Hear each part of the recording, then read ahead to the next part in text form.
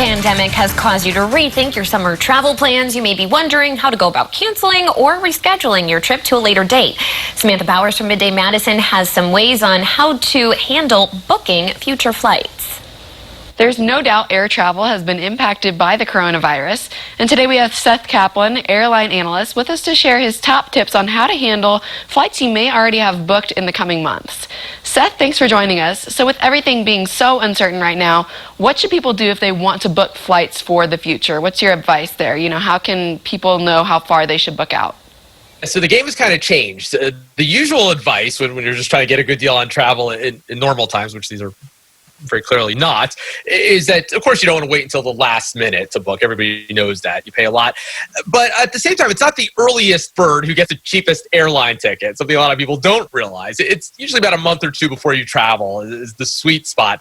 Right now, not really as much risk as usual in booking early because there's all this flexibility. And you want to check and make sure that you're going to have that flexibility before you book. But most airlines now, hey, if you see a cheap ticket in October, November, something that looks too good to be true, might as well buy it, right? Why not? You can always get a voucher and get an even cheaper fare and save the other half of the voucher later, or decide not to travel if things haven't gotten better by then. On the other hand, look, with all the economic uncertainty out there, all the unemployment, you still have to think about your own financial situation personally, because look, there are people who probably shouldn't be spending even a little bit of money on an airline ticket right now with all the other needs in their lives. What about cancellations? Say you have a trip booked for a month from now. How late should you wait before you cancel it? This is one of those times in life, Sam, when procrastination pays, when you don't want to just sort of jump on something and do it right away.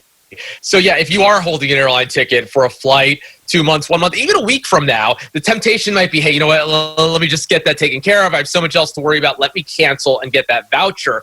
But it's better to let the airline cancel on you, because if that happens, then depending on the airline and depending on when you bought your ticket, you might be able to get an actual refund rather than a credit, rather than a voucher.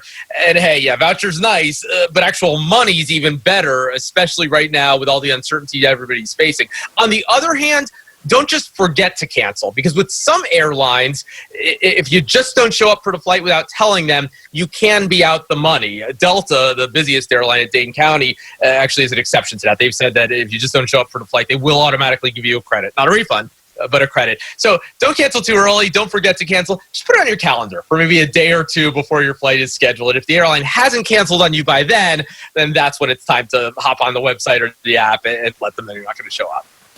Put it on your calendar. That is a great tip. Thank you, Seth.